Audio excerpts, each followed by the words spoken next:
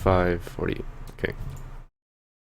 Yo, what's up, guys? We're here with another History of the Yu-Gi-Oh player, and today we've got the head and founder of Complexity Card Gaming, Norman Wilde. I think is how you say it properly in German. Is that right? Yeah. Unfortunately. Or you guys can just say Norman Wilde because he's absolutely wild and mad. And we're gonna be doing just another standard episode. You guys know the spiel. We'll be talking about his Yu-Gi-Oh career, where he came from, why he played, what he does, what he's doing, just everything related to Yu-Gi-Oh and Norman. So if you guys have questions and stuff, you can save them to the end. We'll do like generic Q&A and shit like we usually do. It's very rare that we meet like just a non-player. Well, obviously you're a player, but you're more than a player. You're like a tournament organizer, because CCG isn't just a team. But we'll talk more about it later. For the first part, let's just talk some basics. Tell us, just introduce yourself. Tell us a little bit what you do, who you are. Hello. Yeah. Can you hear? Tell us a little bit about just your background and stuff, and introduce yourself. I was right about to begin. So my name is Norman. As Nadia already said, like my surname is Wilde in German. I unfortunately failed to convince everybody that I'm meeting that it's pronounced Wilde, but it's another issue. I've been playing Yu-Gi-Oh since actually Pharaoh's Servant, and is that like set number 4 or something? Third set, fourth set? It was the fourth set with it had a red background, and you had Jinzo in there. What else was in PSV? I don't remember actually, but it's like I bought my first boosters of this set, so I started playing this set, and it was also actually this set that initiated me wanting to learn English better. Because I couldn't read the cards back then. I think this was like fourth or fifth grade then. So how old would you be at the time, and then when you started playing, like 13, 12? I think like 11 till 13. I think I was 11 when I got the first cards, and when I started playing with the actual rules, I would think I was like 12, 13. Because it was like in Germany, you switch school after the 6th grade, depending on the state you live in. I was living in Berlin, and where I actually grew up and lived most parts of my life. And so at that time, I had some friends playing this game as well, and we decided to play a bit more casual than fun. So we actually tried to play according to the rules. And I think like I played my first nationals when I was 16. Back then you had invite-only nationals, and I think that was like my first nationals. It was the nationals that Vittorio Victor won when we had actually the first time an archetype in the meta game, which was Six Samurai, and also Demise was back then the first OTK that was kind of efficient after the Cyberstein ban. So this was my first nationals, and then I continued playing Did you rather talk casually. No, it's like you just attended. Okay. I was just attending. I was playing horribly, and I was just attending. So I continued playing casually. It's like because back then my parents didn't allow me to travel to other tournaments, and so all I did was building decks for the best Berlin players back then. Like this was guys like Björn Krause or Alexander Franke. Actually, Alex took most of my lists and topped with them, so I just sit there happily at home reading the ETCG coverage and saw him topping with my list. So this was kind of like a top cut result for me as well. You see, and when I played, I think then I made a short break for 1 year, and then I came back playing German nationals in back then when Upper Deck was banned or did not had when Konami removed the rights from Upper Deck to publish the game and host the game and distribute it. And I think during this year I came back and played several non-premier events and also German nationals. And then I somehow decided to just play major events in the following years. And but I did not have the money to attend events outside of Germany, so I was just playing YCS in Germany and the German nationals. And what was your first YCS? My first YCS was YCS Bochum, where I started 7-0 and ended up 7-5 or 7-4. It was the YCS that Miche won with X-Saber. What were you playing? I was playing a zombie build, which was pretty good against the metagame back then, because X-Saber usually cold waved you and then tried to OTK you, and I was playing floaters with Mystic Tomato and Pyramid Turtle. And once the Spirit Reaper was on field, the game was nearly won, because they had only one out in the deck, which was going into Synchro Summon for Scrub Dragon, and you could basically stall out everything. And I was playing creature swaps and stuff like this, so it was pretty fun. Where did you learn to make your deck good and playable that way? Because back then, it was a little bit different. You didn't just have net decking really. It was hard to get good profiles and lists and stuff like that. How did you learn to deck build or come up with your own ideas and stuff? I was always pretty creative when it came to lists. So I was going to the very same store every week in Berlin, and I had some friends there with whom I tested, and we had somehow access to Shriek. So the OCG lists, plus there was ETCG, which is a German website. It is like a huge community, and they did lots of great work for the Yu-Gi-Oh community in Germany, and they are still active. And you could find deck lists there as well, so you had a good overview. And back then, also Konami published the deck lists from bigger events. So if you knew where the sources were, you could go and find them. And it was pretty obvious as X-Saber was being played heavily. And back then, the European metagame was heavily influenced by the American metagame as well. So because they got the cards earlier, they had more tournaments, so you had more competitive insights from the US market to filter through. And yeah. So if you wanted to get information, you found them, and that's when I realized that Spirit Reaper was good. But it's I really suck at deck building. I'm one of those gold diggers, It's I always try to build a good deck that beats the metagame, and I often fail at it. It's I can only build good decks if I play them long enough. So if I for example, Monarchs, not the Super Saiyajin version of Monarchs or the Monarchs on steroids that were released last year, but the old school Monarchs with 3-1 Frog and stuff like this. I was pretty good at building this deck because I was playing it for so long, and This was basically the deck I always played because I could not afford other cards and I didn't want to, and the deck was still good enough to win some games, so I decided to stick with that one. And I played Karakuri and Wind Up in between, but so I was always I would say that I was more like a good casual player.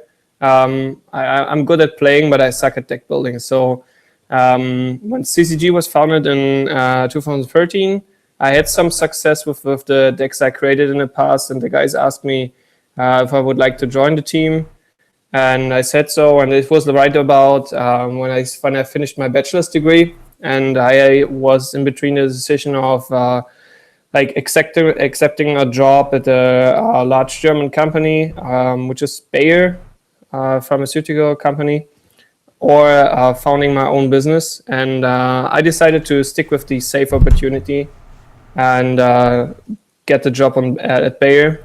And but CCG was in a way my small business. So when the guy said, okay, we found a team, there was only United Gozos on the market and no sponsors. And I set out with the team to utilize the market and make it open for sponsorships from market external companies, to make it open for market internal companies in terms of sponsorships, improve the competitive game, and basically like do whatever esports is doing for their games.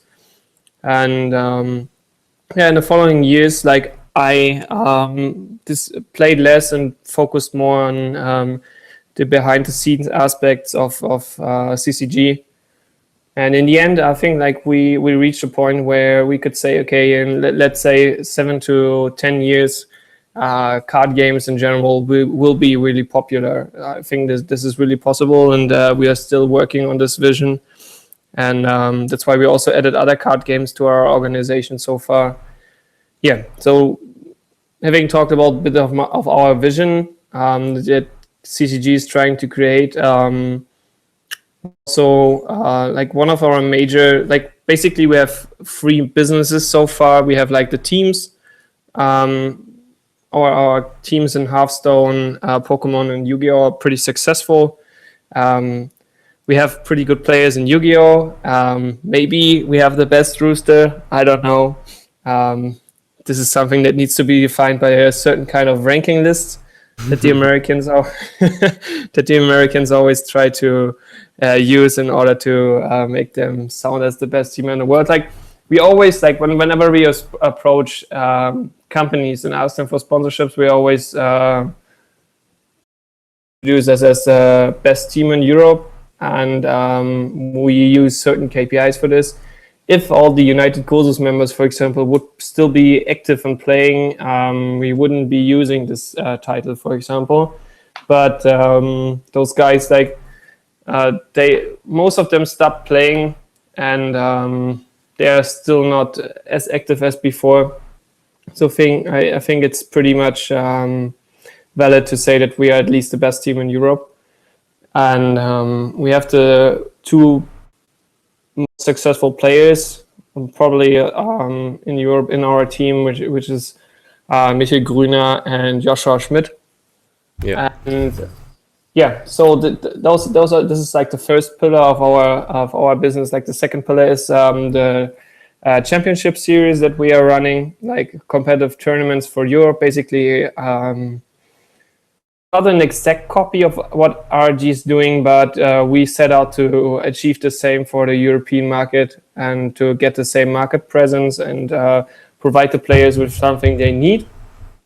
So there is somehow a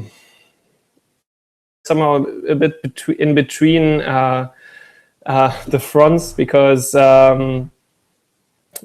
we are cooperating with Konami, so we make sure that we follow their guidelines. And on the other hand, we are still trying to include everything the community is asking us into our tournament structure.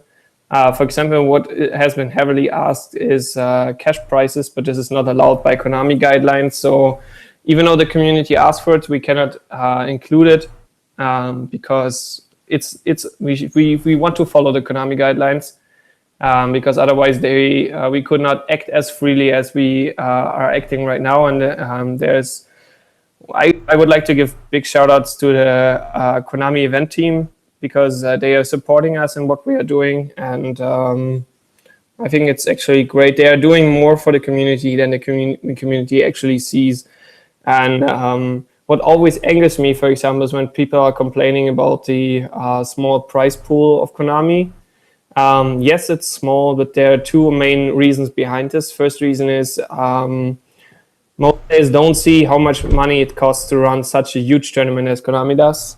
So I'd say that because when they canceled YCS Lille, we stepped in and tried to make another tournament instead for the players that already booked their flights. So we approached the venues Konami wanted to use. and we got actually on paper how much those venues would have costed, and it was exceedingly high. So I would say Konami is losing like 50 grand each tournament they are running. 50 grand. Or 50K, let's say it this way. Wow. In a year, they're probably investing. I mean, it's good marketing investment for them. It's promotion. It keeps the game alive. So, if you would say that somehow you get the return on investment if you somehow keep your game alive, but still it's an investment, and it's something that, for example, we could never afford. But Konami is definitely not making money with the tournaments themselves. It's just a marketing tool for them. And secondly, what most people may also don't know is that the guy that drew the manga, he actually, when he licensed the card game, he said, okay, I don't want this game to be competitive because the motto of my manga is friendship, and I don't want a game that is based on friendship to become competitively. This is a Japanese way of thinking. You can agree to this, you cannot agree to this, but this is what we are for, and we are trying to exploit this gap in the market with competitive tournaments. And year by year, we are getting more sponsorships, getting more money to improve the series. Most of our money is being used for the tournaments or our marketing. So our players are actually also somehow community workers because all of the work they are doing is voluntarily. This is what CCG is for, and I'm actually the guy that is kicking everyone's asses that that they shall do the job, shall do their job. What most people may also don't know is that we have a huge back office team. So whenever you're seeing us on the tournament itself, there are several guys that are running in our shirts that may not play that good. Hello. Hello, table 500 guys. But those guys are actually very valuable for our team because they are doing stuff like designing our website, running our tournament series, and it's basically there's a huge effort behind all this. And in the beginning, like it was like I basically should write an article one day how to found a team and how to make sure everything runs, because in the beginning we had like 10 guys in the team that were all players, including me back then, and we then tried to come up with different tasks for everyone, what everyone should focus on, and didn't work out. We spent more time I spent more time reminding everybody what they had to do than what we are actually doing. So that's why we decided, okay, we have our main players and they should focus on playing and generating this success. And then we have guys that are actually motivated to do stuff for the community, despite like sharing the deck lists or insights in the game, but more or less like with their marketing skills. And we got more of them on board. Actually, Giuliano was our first one, and this was like this, like was like as if you would like to pick. If you like, how do you say it in English? Like you have 6 correct numbers in the lottery, because this guy is so good in what he's doing, and he basically designed everything. Posting. We have now several additional designers because Giuliano actually created the templates and they can work with the templates. And we have some guys that are designing our merchandise. So we have our designers are split in their task as well. And we also want to make sure that no one is actually working really hard, but only supporting. And we have Edgar that is running our logistics. We have Alex, who recently topped the Rises Rimini top 8. He's actually managing the whole challenge tour stop structure. We have James that topped 8 at Rises Prague. He's running our website. So you see that the guys are somehow also benefiting from being in the team because they get the insights in the game and also our lists, and somehow also test partners. So the whole system is kind of supporting each other and making sure that we are actually also doing something for the community in the end. Because sometimes people may think that CCG is all about making money and becoming this professional card gaming team and stuff like this. But actually, the goal is not to one day live from playing Yu-Gi-Oh! Or like make a living with this, but to see that if you're doing something really well, you get rewarded for this. And this is why I'm focusing on marketing and making the card games themselves more popular. This is why players like Joshua are still playing Yu-Gi-Oh! Instead of Hearthstone, because they actually want the prestige, they want the fame, they want to do something for this game instead of just focusing on the whole monetary aspect. Because if you would focus on money, then you would easily switch to other games such as Magic or Hearthstone, because the cash prizes or the prize pools are bigger. But it's actually like the community behind all those games and all your friends that keep you in the game and stick with it for a while. The thing is, like, just going back a little bit, you mentioned like the cash prizes and stuff. Like, I mean, if Konami like can afford to like have a venue and stuff, they could probably afford to like make cash prizes. But you said that's not true. Well, then how come companies like ARG, for example, they have huge cash prizes and they make profit and they survive just fine? Like, so what is it that they're doing wrong or differently? ALG is let's compare this like from the ARG, CCG, and Konami perspective, and I will explain a bit more of the backgrounds why each company is running their business as they are. So ARG, as a privately run trading card company, they are basically vending and selling trading cards.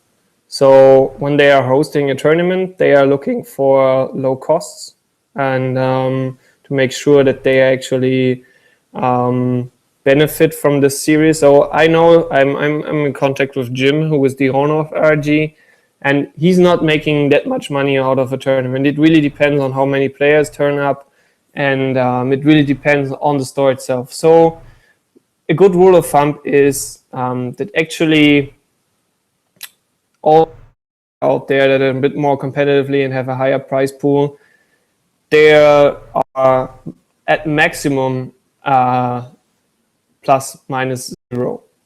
So there's no revenue in tournaments. You could scale this down to a small tournament at your locals. So let's start with you have to pay judges, you have to pay the rent for the venue, you have to give out entry goodies, you have to give out a top cut prize pool, you have to, I don't know if I mentioned, you have to pay the stuff that itself, so judges including, and this could easily add up to a sum of €800. So if you manage everything on a pretty cheap, and this would mean that actually you need 40 players that pay $20 to actually make the money you invested even. Scale this up a bit. So for ARG, the money they are making is actually coming from buying all the cards at their booth.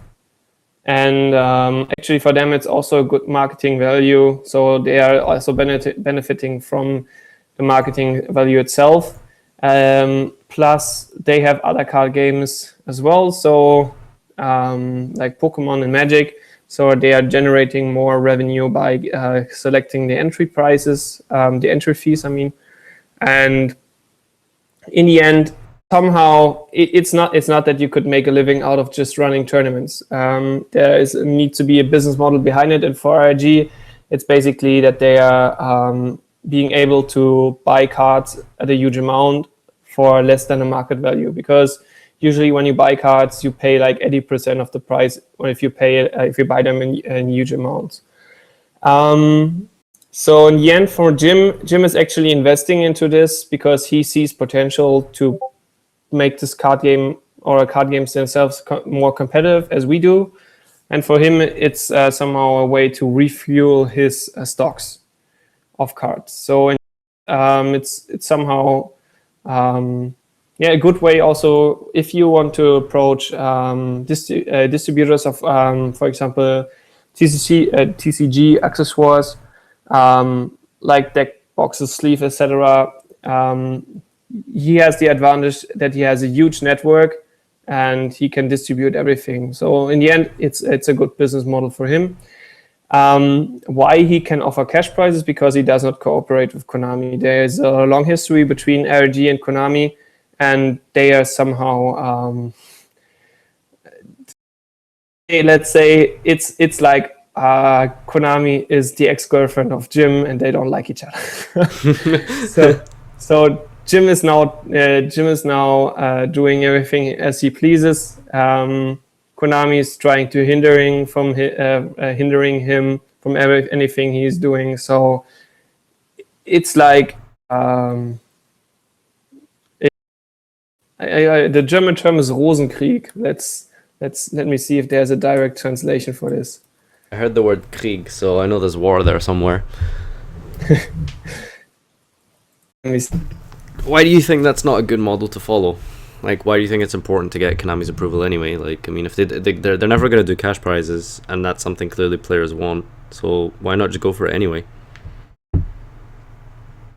Direct translation for this is just called the War of the Roses, and Germans usually call this Rosenkrieg if a couple breaks up and is still fighting each other in all possible ways.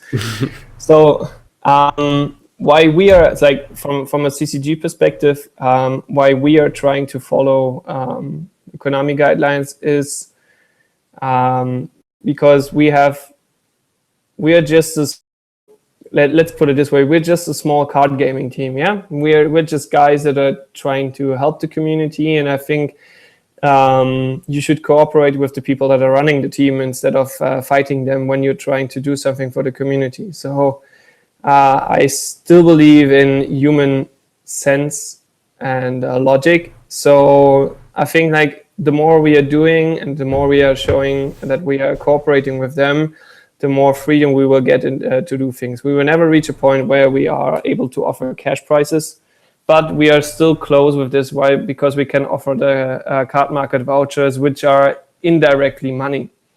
So what we are trying to focus on is there are three kinds of players in the game. There was a time where we called them fun players, casuals, and competitive players. We switched those a bit. We have now more the local guys, the global casuals, those are the ones that are traveling to all the tournaments, and the competitive players. So competitive players, those are actually the ones that are looking for prizes that are somehow easily transferable into money. So, for example, play set of a high rarity card, a voucher. It's basically the same as cash, as long as you can get close to cash, as long as you offer prices that are easily transferable into cash. For the casuals, it's rather than like getting a cool goodie, and for locals, it's more about the entry prices.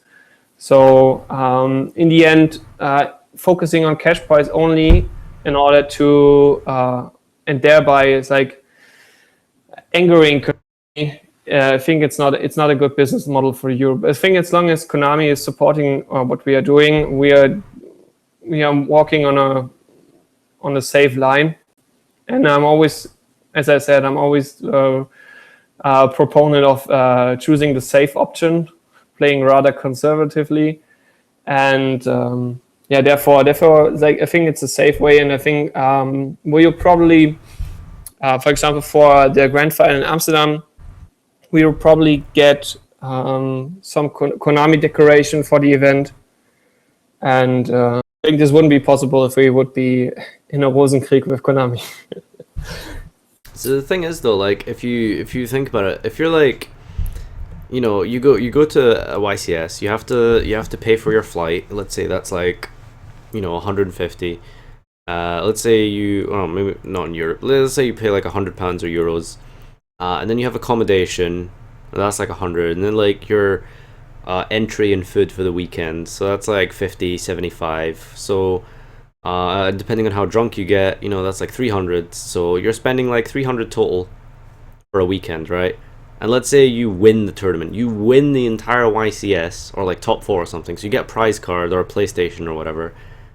That's basically like just breaking even for winning the tournament. Do you really think it's worth it to even travel in that when it comes to that level? I mean, surely if you top like a huge event, like thousands of people at a YCS, you would expect to break even on your costs, surely. So what incentive is there really to travel to big tournaments if like people just simply can't afford it?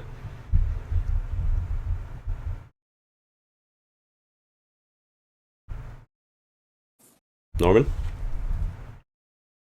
Somehow, somehow my PC froze. Sorry. Yeah, the incentive. So this is what we actually like. It's like, speaking of my background, I'm a market researcher by profession. So not those guys that are calling you and asking you which TV station you prefer. Or it's like, I'm actually the guy that is managing all the stuff in the background from the business side. So can you hear me? Yeah. Okay.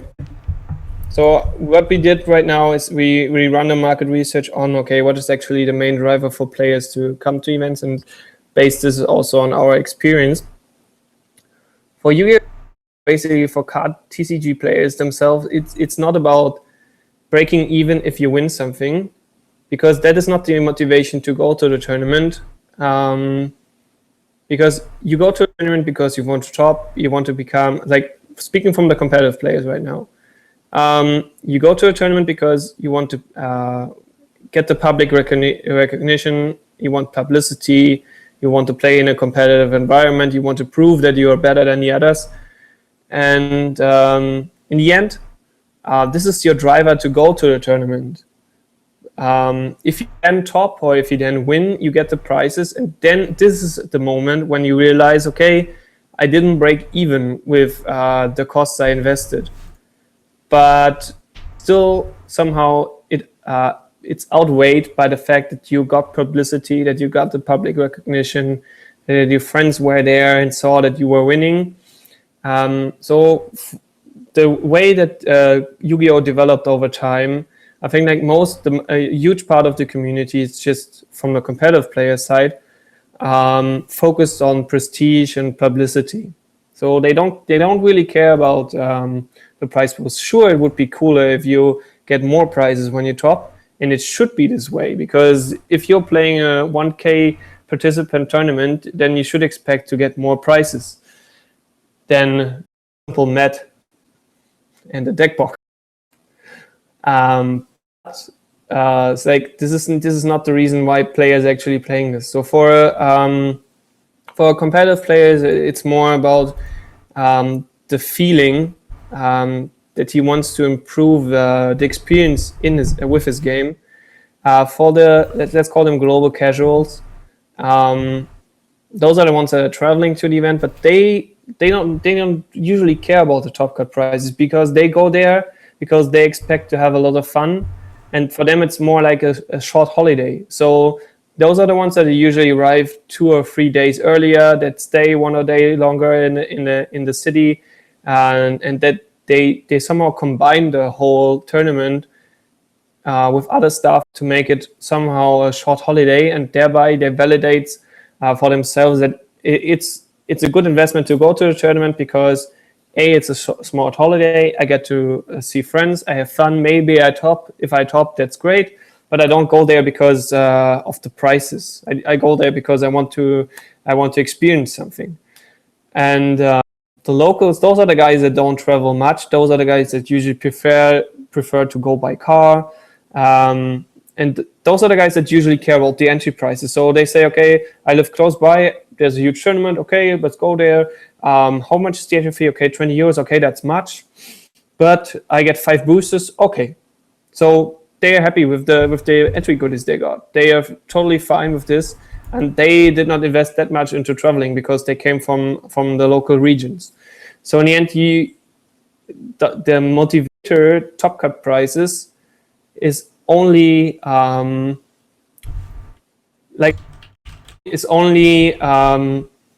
a small percentage of players, is only important for a small percentage of players, and the top cut price is actually there to make sure that your players return to the tournament back and back again. So, and the competitive players are winning these prizes. So there may be some players that complain, okay, but so you can somehow assume that competitive players are only like 12 to 10% of the whole community. It's like the upscale competitive players. So why change a system that is working for 12% of your customers? Probably Konami is not putting that much effort into changing the system, because they have the risk that if they put more effort into making this game more competitively, they might lose the license, because the Japanese guy is then saying, oh, this is not friendship anymore. People are not enjoying this game anymore because there are too many players that are just focusing on getting money. I don't care. But like, of course, like it all depends on how the community is. And having myself put into the shoes of Pokemon players and Hearthstone players and interacting with these guys on a daily basis, I can tell you those communities are a totally different story. They have totally different values from the Yu-Gi-Oh community, and they are not that much focused. For example, Pokemon players are not that much focused on prestige. For them, it's more important to somehow being called professional players. That's why Pokemon also changed their price structure. They have now more cash prizes, bigger prizes, a bigger tournament structure with more publicity and coverage. So Pokemon also actually did the right move, because they realized, okay, in our TCG segment, there are more competitive players, and those competitive players also are somehow function or are in the role of a key opinion leader. Because if the European somehow different, talking about key opinion leaders, than the American market, because here players do not follow closely competitive players as they do in the US. In the US, like you have like PPG or Jolly Robber, how they are called, and the card guys and former RG roaster, like those guys, those were the main key opinion leaders. And if they said, okay, let's go to the tournament, most people followed because they wanted to get better. And because in America, sports are also a totally different story. And that's why idols or like heroes, the whole heroic image of players has more value. And that's why also shops are financing players more in the US, because their marketing value is bigger. In Europe, it's a different story, because our market is A, small, and B, totally diverse. Because if you go from Kansas to Oklahoma or from Kansas to Missouri, the mindset or the values don't change that much as if you would go from Germany to Poland, from Germany to Switzerland, or from Germany to France. So all the players, all the communities somehow are different in Europe, and that's why it's hard to have them being focused on one key opinion leader. And therefore, it's like when I say, and in Pokemon it's different. So in Pokemon, like the competitive players have more say, and players are more open to follow them. And therefore, the Pokemon company did the right move and changed their tournament structure. And because they have no license rights that say you're not allowed to make this competitively. So I agree. For Konami, it would be easy to put in more prices from the monetary aspect. But talking about the whole background and how the community interacts with the game, this would somehow not have such a high effect as you'd say. Because Yu-Gi-Oh is in terms of attendance still one of the most played games in the world. So, and numbers are growing year by year. So why a winning team? Yeah. Well, this has been an interesting way to look at it, and it's cool to get the perspective of, I guess, like a team leader or a team manager of sorts. But yeah, I mean, this has been pretty awesome. We're gonna rewind a little bit and talk a little bit about you, I guess, since this is, of course, your history. How did you join CCG initially? I mean, did you get recruited as a player, or were you always going to be like doing managing issues, or? So in the beginning, CCG was founded right after YCS Bochum back then in 2013. I know pronouncing those numbers. You got it. So back then we had Alpay, Lukas Prinz, and Marvin Weber. Those were the guys that started or founded this team. And then, wait a second, I have to grab my charger. We had, I was then asked by Marvin, because Marvin is a close friend of mine ever since we met at German Nationals in 2010. And he asked me if I would like to join, because, I just had top German Nationals and I won a pretty cool event that year. I don't know if anybody remembers, but there was a time where we had actually something like a small European Champions Cup, which was organized by the German distributor FarfaYGO, which was called Metropolitan Masters. And the idea behind this was that you similar to the LIDS, get a points across the year for winning and playing tournaments. And in the end, you could qualify for the second stage, which was called the Grinder, which is somehow funny if you compare the name to the infamous app. And fuck, where's my charger? Wait a second. Small intermission here, boys. We'll be back in a sec. It's some pretty intense replays that I've been playing during this talk. Didn't realize. Oh, we're back. And if you top 4 the second stage event, you got invited to another special event. You got a flight, card prices, and stuff like this. And this was then in Switzerland. So you played against the Swiss national team, let's put it this way. And I won that event back then. So in this year I had quite some record, and the guys added me to the team. And as I said, this was right after I started my new job, after I finished my bachelor's degree, and I didn't have time to play anymore. So I said, okay, why don't I just focus on of this team? And then we got our first sponsor, Jens Eckert, aka Atzen Jens. Big shout outs to him. He was the reason why we actually became, or had the money to invest money into marketing activities, into our shirts, and basically to keep the ball rolling. Because I was always a proponent of not using the money you get from sponsors to pay the players, but to reinvest the money, and at one point in time, pay the players more than anyone else, because you invested so much money. In the end, it paid off. And next year we are making a huge step towards this, and finally be able to somehow pay our players a small salary, which is great. Well, yeah, that sounds awesome. But yeah, you've been going strong, I guess, since 2013.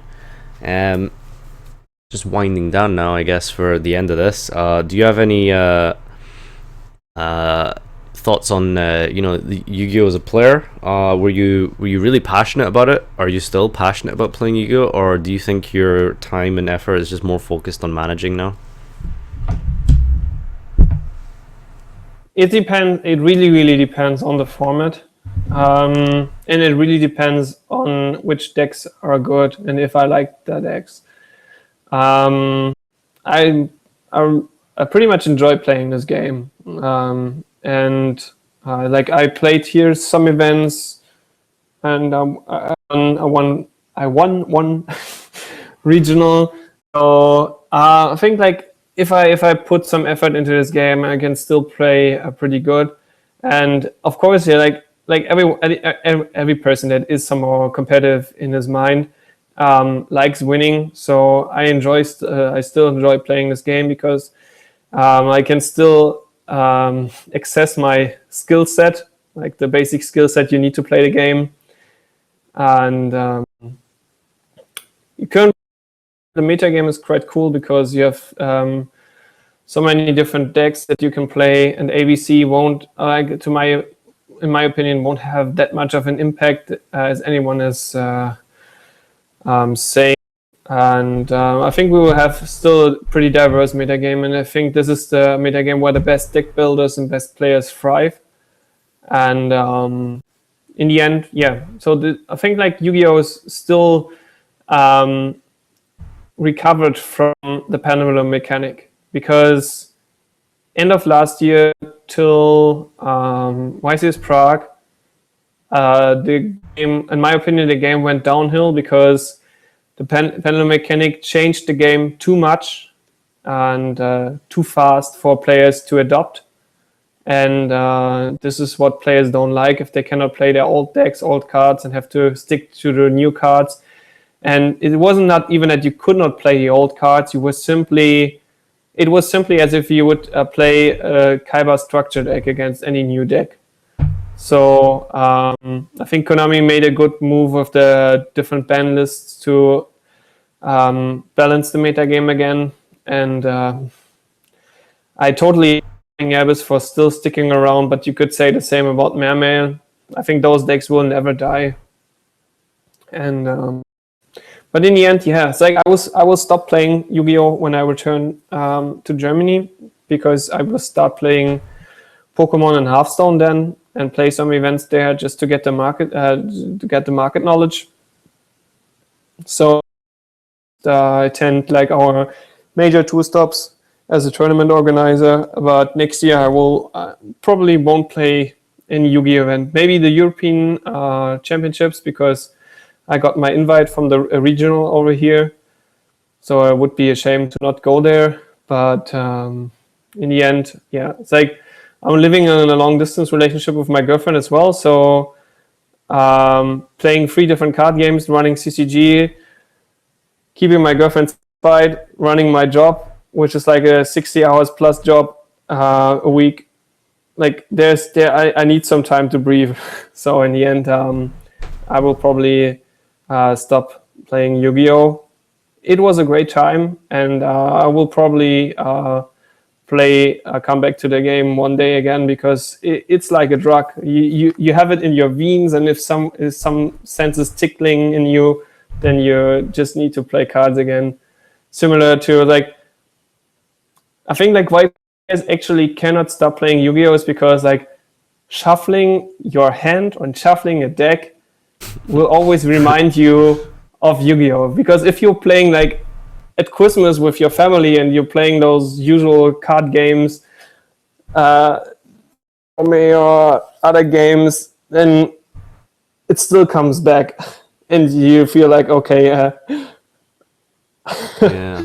there's something in me that, but the game, I think it brought much joy to everybody playing it, and it connects the community really good. So the main motto of the game, creating friendship. I think this is what Yu-Gi-Oh achieves and has certainly achieved for me. What is it that you do exactly that you work so much at? Actually, like as I said, like I'm a market researcher by profession, and this is I'm doing this.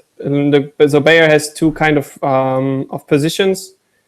The first route you can take for your career ladder is general management, where you head people and basically take care of the strategic aspects or the sales, or you go into a more expert role where you focus on certain activities like portfolio management or market research. So more roles where you need to dig more into the topic. And but similar, like the workload is the same. It's another aspect of work. So, and before that, I was doing market research for women's healthcare. So I was doing research on contraceptives, which is no one believed me, because like if you're in a club and you go to a girl and she asks you, yeah, so what are you doing for a living? Yeah, I'm doing market research on your contraceptive methods. So know everything about you and your sexual behavior. And yeah, they were like, yeah, is this a joke? And I was like, no. And then I explained to them thoroughly what kind of method she should choose. What do you think is the most interesting thing that you can share with us about contraceptive? Make sure that the girl is on contraception. Well, because there you go. Oh, like really, it's like only if you look at the German population, only 30% of the girls are on hormonal contraception. So if you go into the club, there is a fair chance that she's not on contraceptive methods. Well, that sucks, right? But then again, most Yu-Gi-Oh players probably don't go to clubs anyway, so. I don't think so. Like I think like from what I experienced so far, like this is why we also went to this famous or popular German TV show last year, TV Total, because the stereotype about gamers in general or like Yu-Gi-Oh players, I think it's not true, because as I stated earlier, like the main percentage or like a huge part of the Yu-Gi-Oh community are those global casuals that are traveling to events just for the fun aspect. And those are the ones that are going out and enjoying the social activities with others as well. So I think that a huge part of the Yu-Gi-Oh community is actually kind of active. I'd say like it's a small minority actually that is like competitive players that won't go partying during the YCS weekend because they care about more about topping than about the fun. But then I think like if you take any YCS, I'd say like 20% of the people there are actually doing something on the evenings afterwards. So and that the Yu-Gi-Oh community is not as nerdy as everyone is thinking. I think most of the good players tend to be normal. Like people who top events and like regularly travel and do well, they tend to be kind of normal. But people who like just kind of only really do locals, they tend to be kind of weird and like socially retarded sometimes. Yeah, there's a huge correlation between playing good at this game and taking a shower regularly. So that's some advice there for you guys. If you want to top an event, just shower. But yeah. I think that's we're almost at an hour now, so this is pretty good, I guess. Do you have anything that you wanted to talk about or go over? I was like, actually, I would prefer to hear some feedback to our team in the comments, because this is like the best way to get feedback on what we are doing. Yeah. I mean, like it's like the good thing our main advantage over Konami is actually that we have the community interaction and that we can react very flexible to wishes from the community, as long as I'm fast enough to kick everyone's asses. But in the end, like, community feedback is really important, which is why we also run the market research studies. And I would really appreciate if we can get some feedback to us and how people perceive us or perceived us before listening to this talk, and how we can actually work on improving the community together. So that about does it, guys. If you're watching this on YouTube, remember, if you have watched this far, please make sure that you do leave some feedback and some comments on the video down below, telling us how we can improve CCG, have bigger, better events, what you like to see when you go to an event, what you enjoy about events, what you like about Yu-Gi-Oh, and how it can be improved for you when it comes to going to events and stuff like that. Anything that can really help, like, tournament organizers make Yu-Gi-Oh a better experience for you as a person, and that's something we'll all really appreciate to see and understand from players' perspective, because in the end, like, as controversial as Konami can be, we do obviously want the best experience that we can have as players when going to an event or thinking about traveling, especially in Europe, when it can be sort of difficult to go to like other events because you have to go through different countries, whereas in America you kind of just drive wherever. So yeah, make sure you leave some feedback.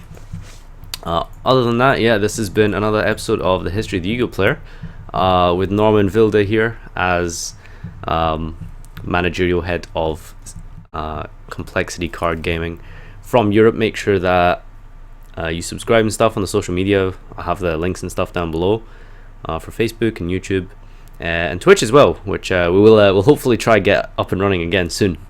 And I think that does it. So this has been a really interesting insight into not just a Yu-Gi-Oh player, but someone who manages Yu-Gi-Oh and looks at Yu-Gi-Oh from different tournament structures and business models and stuff like that. So for those of you who are thinking about moving up in the world of Yu-Gi-Oh in that kind of shape or form, this is definitely a good video for you to like really look into, and obviously share with any friends and stuff that you think would be interested in something like this. So yeah, thanks again, Norman, for joining me tonight.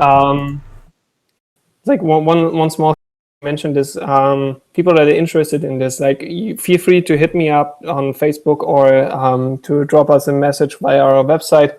If you feel like that you have the skills to support our marketing back office team, feel free to reach out to us. Like, everybody is welcome that is like willing to help and has some motivation to do something for the community. So there you go, guys. If you feel like you can do anything to help contribute, we're very open to having people jump on board and provide these kind of skills and tool sets for making Yu-Gi-Oh just better. Yeah, so I'll leave links and stuff in the description for you guys to check out. And that says all I got. So thanks everyone for watching this video, and remember to leave your feedback down below.